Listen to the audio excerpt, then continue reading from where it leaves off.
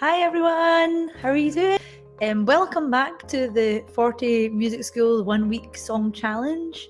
So this is day number 2 of our challenge, and you might have seen in the chat, I wasn't kidding guys, I've been composing the theme song, so you know that's pretty good. I'm pretty pleased with that. Let me just hang around with my settings a little bit. Do you want to hear my theme song? You know, I thought it was sounding quite cool, like kind of elevator music-y or something. I'm gonna have to show you it now. Okay, so here we go. Okay, so it goes something like the 1 week song challenge.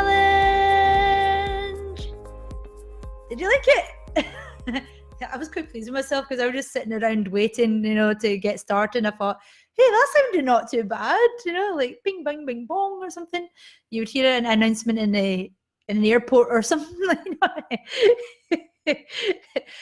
For those of you who don't know of me, actually, I should give you a bit of a guided tour around my little studio. This is a real live, you know, music studio. Everyone, I'm a professional singing teacher, and where I'm broadcasting from right now is where I teach. You're probably wondering where the sound came from. Like, you can't see it, but directly underneath where we are right now is my piano. That's why I have it set up in this particular spot. If I need to do some kind of reference note, or don't know if you would hear much of that stuff, but you maybe hear it in the background a bit. The microphone is really good at excluding sounds, atmospheric sounds and things. So it's really good for that. Do you want to hear the theme song again? Yay! I've got an iPad at the side here. I'm looking to see if there's any objections in the chat. No objections. So sorry, guys. You know, you had your 2 seconds to object. I'm going to go for it again. The 1 week song challenge. I'm totally going to be doing that for the rest of the week. So guys, let's kind of recap a little bit some of the things that we did, we were talking about yesterday, things that we should do. It's all kind of about preparation, about first of all finding the song, making sure that it's relatively simple, predictable in its structure, verse, chorus, and all that kind of stuff. Most of the time you'd be looking for something 4/4, but if you're a folk singer or folk musician, you might be used to some of the unusual, well, lesser usual kind of time signatures, such as 6/8 and 3/4. That's absolutely fine. As long as it's something that you're used to, then that's great. We talked a wee bit about formatting when we got our lyric sheet. Do a quick Google and find those lyrics. That's a general kind of hint of whether or not your song is ideal. If you can find the lyrics easily enough on Google, that's probably a good one to go for this challenge. And I say that for a couple of reasons. First of all, well, it's easy to find the lyrics. Second of all, it's easy to find the lyrics. Chances are it's going to be easy to find what other source material you need, such as sheet music or chords or anything like that, or backing tracks. You know, one all leads to the other, and if you can find one, you can find the other kind of thing, you know.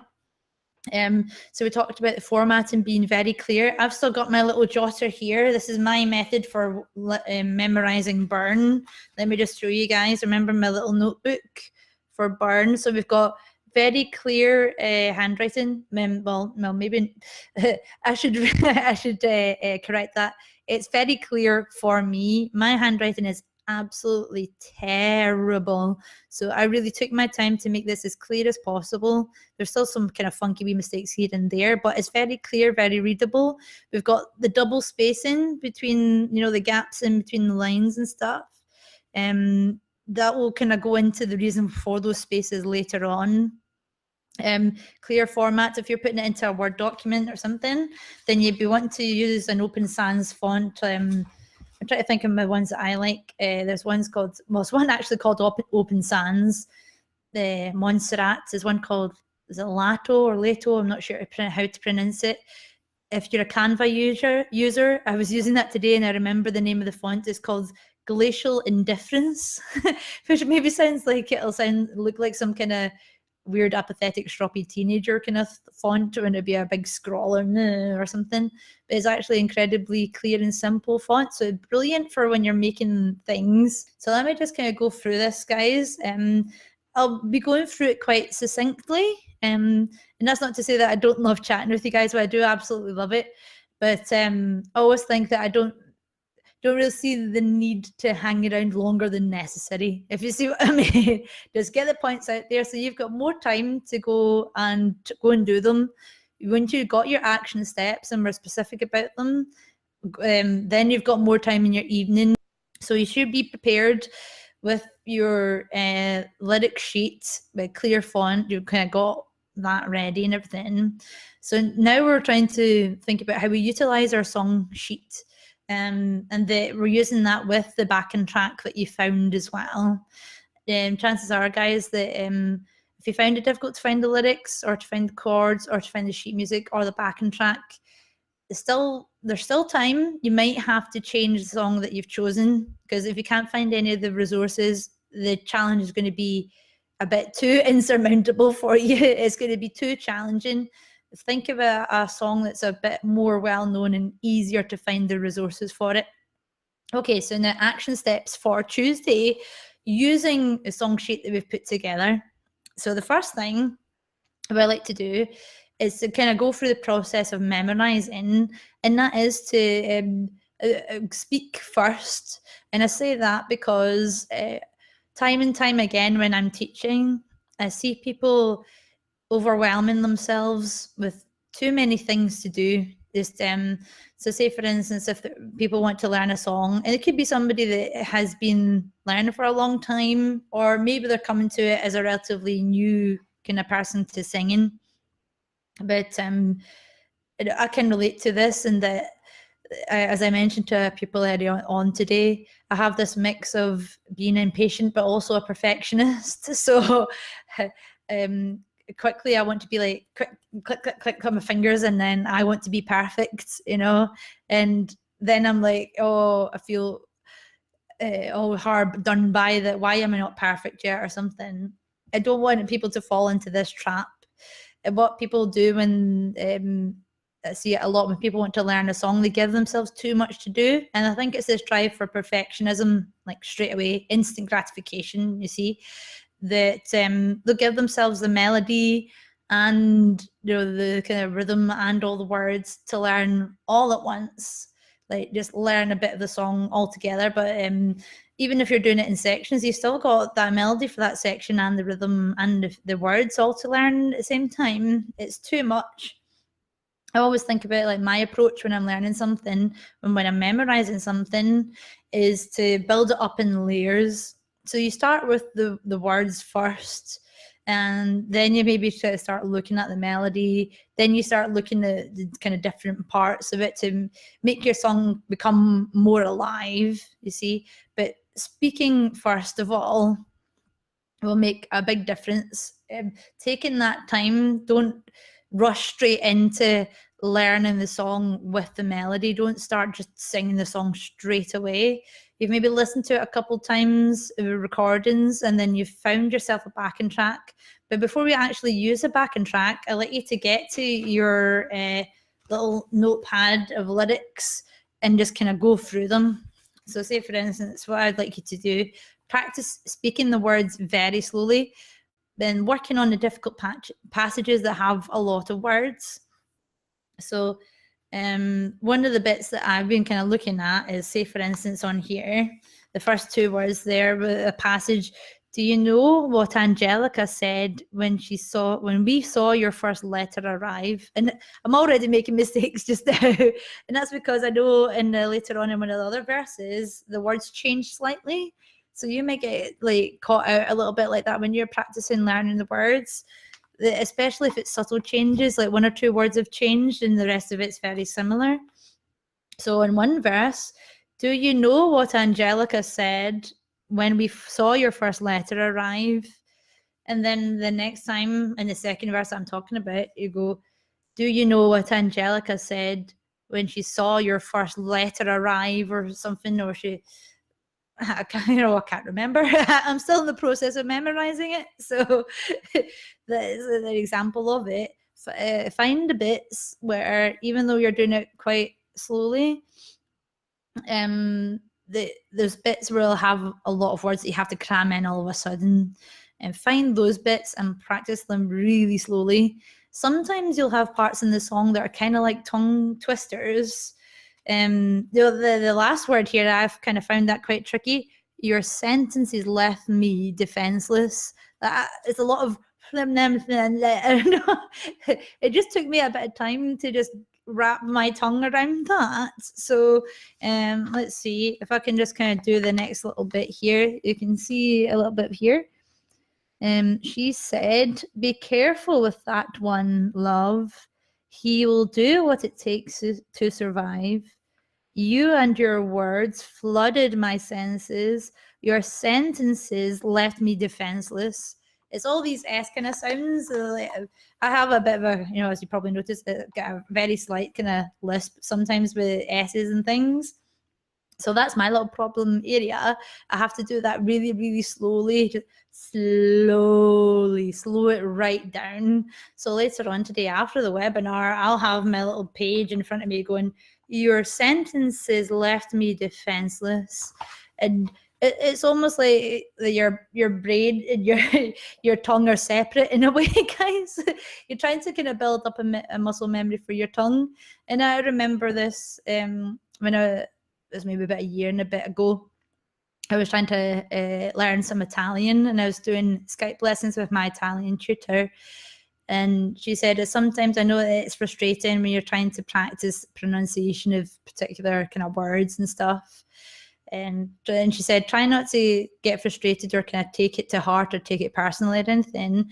It's just that your tongue has to build up the dexterity for particular words, because in the situation like comparing Italian and English, there's certain sounds and there's certain positions of the tongue in your mouth that you do it in Italian, but you don't do it in English.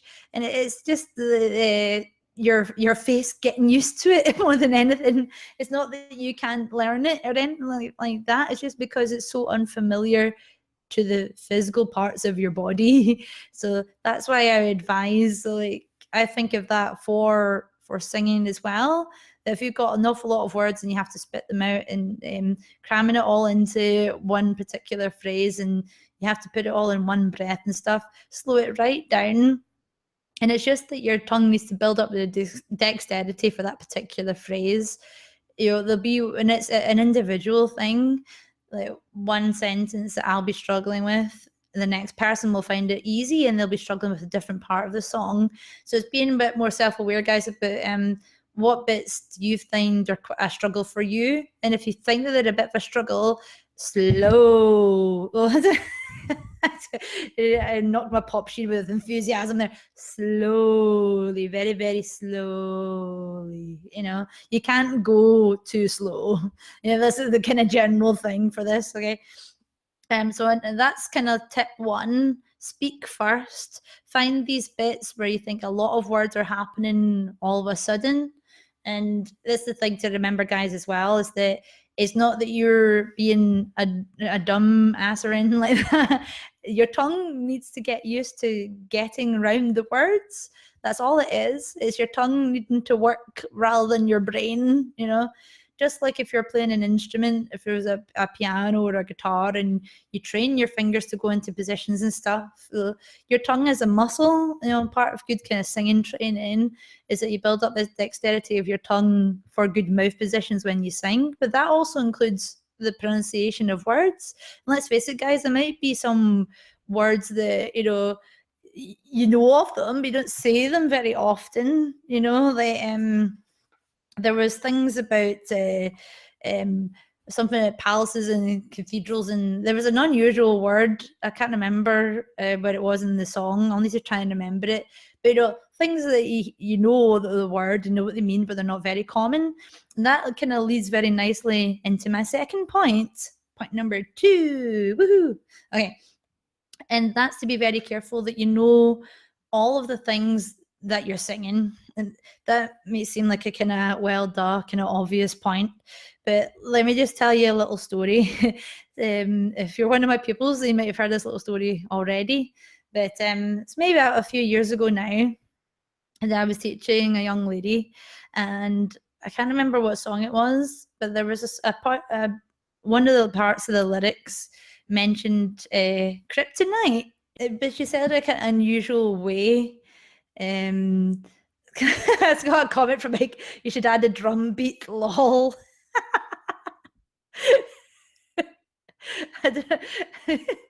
What kind of background music or something? This isn't a webinar anymore, guys. This is like some techno kind of thing. Yay. Okay, so I was talking about kryptonite and in the song, but she was saying it in a really unusual way. She was saying it almost sounded as if like she was pronouncing it in a way it sounded like two words, like kryptonite. And I was listening to it and I was like, So I said afterwards, I asked her, do you know what kryptonite means? And she was like, no. And I was like, I thought to myself, let's be clear, I didn't say anything, but I thought to myself, why are you singing a song where there's words in it that you don't understand the meaning of them? But I was like, no, it's like, young lady, don't worry about it. It's everyone makes mistakes. So I didn't say anything. And I said, okay, well, like about Superman. And then she said, no. And then, that instantly made me feel so old because I thought to myself, how do you not know who Superman is? Just like, everyone knows about Superman, don't they? Apparently not. Okay, so that was an example, guys, of like, don't be in that situation where you're singing bits in a song and you don't know what they mean. Or even if you feel like you've kind of got the idea of it in the context of the song, please put in that extra effort to make double sure that you know what all the words are, what they mean, and everything. When chances are you're singing in English, it's not much of a problem. But things to look out for are unusual words, like you maybe don't quite understand what they're on about, such as kryptonite or something. But you could also look out for things like colloquialisms and like means of expression that aren't to be taken literally. Another example that I use quite a lot is Adele did a cover of the Bob Dylan song "Make You Feel My Love," and there's a bit in there where she said something about the whole world is on your case. Well, pretty obvious it's not meant to be taken literally. It's just a turn of phrase to express frustration. So understanding these little nuances and things, any strange words, any expressions, even if you're not sure, please fire me a quick little email. Get typing, guys. Jane@musicisr40.co.uk and put in the subject matter strange words. If you always want to kind of make sure it's like make double sure that you understand the meaning or the context of a particular song or something like that, I'm happy to do that for you. Okay, so then we go on to point number 3. That's something that I kind of covered briefly before, but I think it's worth reiterating, is to look at your breathing. When we did our formatting of our lyrics sheets, and we said before, guys, that one line should roughly be one breath's worth. So whatever you're doing in one breath, it should cover that whole line. That should be your activity for the one breath. So it's basically kind of your first breath, la la la la, sing sing sing sing sing sing sing, take a breath, la la la la la la la la la, take a breath, la la la la la la, whatever it is that you're doing. Okay. So majority of your sheets that you've written out or you've formatted and stuff, and you've Googled and reformatted it in a Word document and things like that, the majority of your lyric sheet should be written as one line per breath. It makes it a lot easier with the memorizing and stuff, folks. That's something that people often forget about when they're trying to memorize stuff, is they forget about planning the breathing. So having that particular format, it just makes it easier to help people remember at the end of the line, at the end of every line is where you should take a breath, because it's something that's rarely looked at or rarely thought about when people are memorizing. You got to breathe somewhere, guys. If you can't breathe, then you can't sing, and if you can't control your breath and you can't control the exhale, if you miss one, it's going to make things difficult for you. It's going to have a kind of domino effect for the rest of your song. You might feel that you're almost kind of scrabbling to catch up or something like that. The feeling of, oh, I can't quite catch a breath, or I don't feel like I have enough time or anything. It's about trying to eradicate all of that if you've got it in a good layout, you almost get to the point where you don't really need to think about it. You get to the end of a line, you take a breath, and that makes it so much easier. Okay, so that's a kind of brief point. Then we go on to point number 4, and that's to use a ruler or some kind of thing to cover up your lyric sheet. Let me just kind of grab something, a little book that I've got here.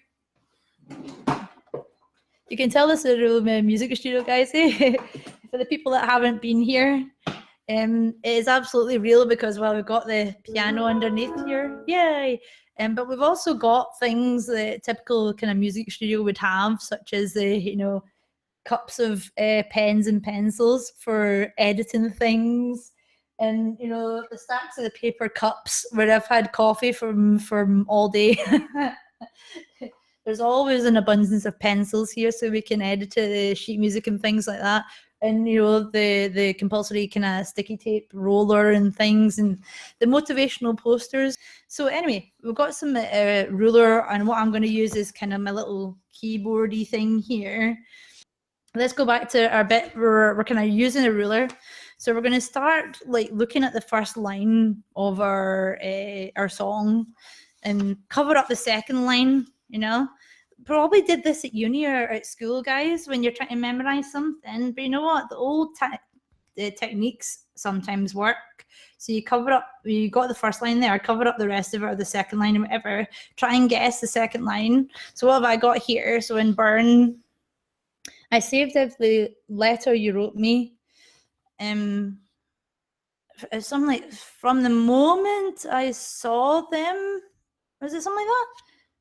Oh, for the moment I read them. Oh, that was pretty close. I think I maybe get some kind of half a point for that, maybe. Basically, just go line by line. Going through the whole song with that kind of thing, using a ruler, very quickly. Try and guess the second line and then just move it down to reveal what it is that you're doing. But then you can do that later on in the song as well. Once you kind of go through the whole song, being quite proficient with this line by line, kind of memorizing and stuff, try and do it for 2 lines. And that's because, let's see, for this bit, it kind of works more. See, for this bit, we've got at the bottom. We do 2 lines at a time, guess the next 2 lines, and that's because we want to take advantage of the fact that most kind of modern songs, pop songs and music theatre, they have rhyming couplets. So it's 2 lines, usually pop songs and things like that. The last word in these 2 lines will rhyme. So then it's evident in this song as well with Burn. So you've got, she said, be careful with that one, love. He'll do what it takes to survive. And then we've got the next bit after that. Oh, help, what is it? A minute. I know, I've totally forgotten. See, I need to try and improve as well. Okay, so we're trying to guess what the next bit is with the rhyming couplet, which is, you and your words flooded my senses. Oh, I can remember now. Your sentences left me defenseless. Hey, I got that one. Yes, but that can help as well if you use the rhyming couplets to guess what the kind of next one is and stuff as well. There's something that's unique to pop and music theatre kind of songs and modern songs. That's why I said when you're choosing your song, please make sure you pick something relatively simple that has rhyming couplets. It's easy to find the resources because memorizing songs is difficult enough, guys. We don't want to make it any more difficult than is absolutely necessary. You see? Okay, so rhyming couplets can be really, really handy. And so another wee point, and then we've got 6 points today. Woohoo! Yeah, we've got a bonus points for this one. I like you to practice, but once you've kind of feel more confident with learning the words, practice them in the rhythm of the song, but still just speaking. We're not singing yet.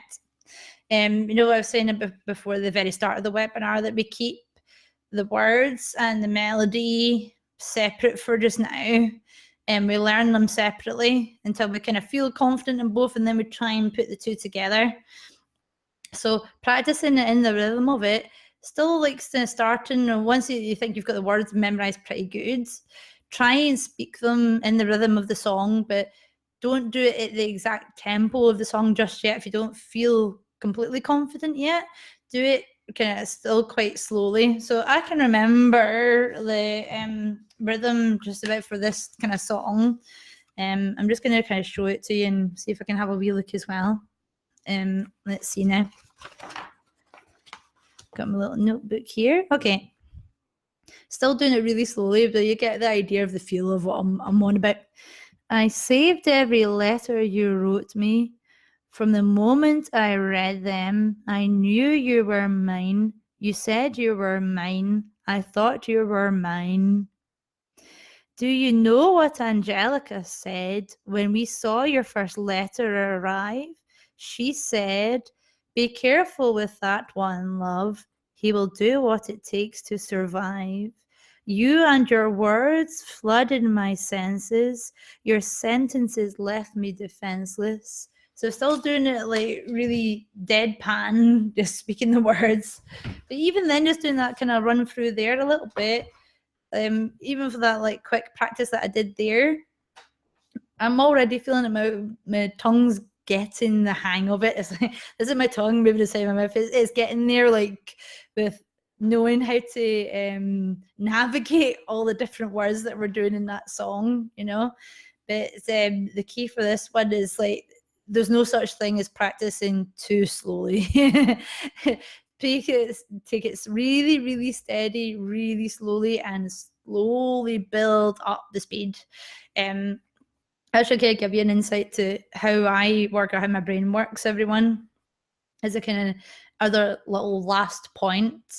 When I've kind of looked at the words and I'm trying to memorize them and everything, and I might feel like, okay, I'm getting there, and I might feel that I'm getting pretty good at remembering the words and stuff, but I'm maybe not completely convinced that I know all of it, or I know it absolutely correctly or anything like that.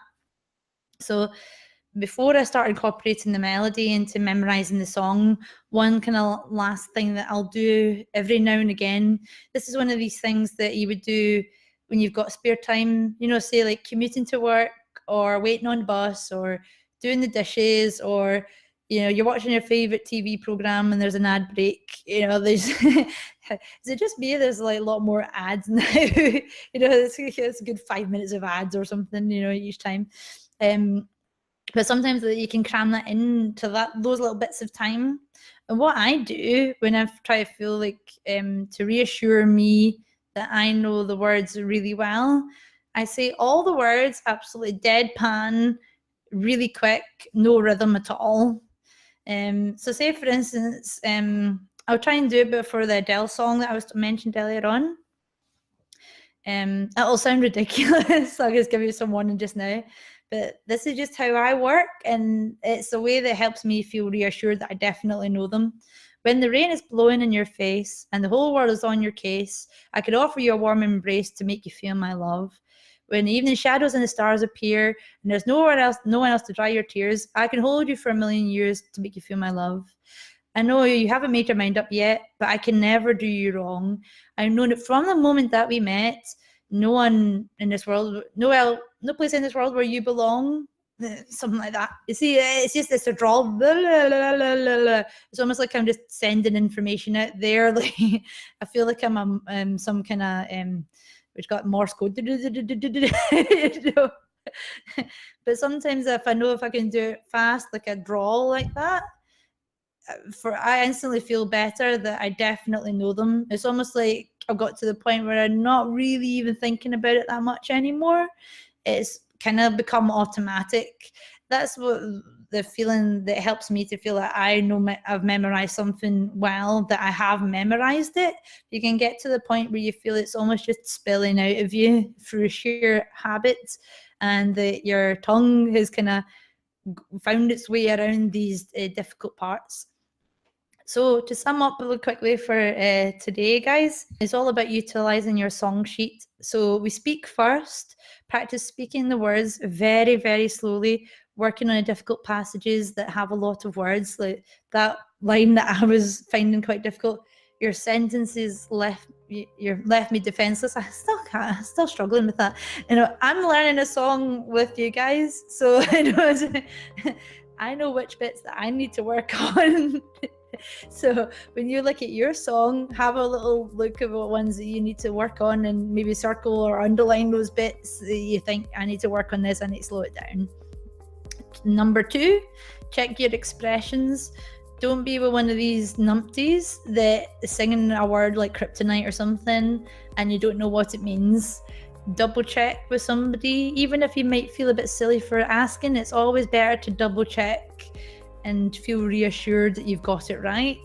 Colloquialisms, strange words, means of expressions, plays on words, or something that's maybe in a different context, just make double sure all the time.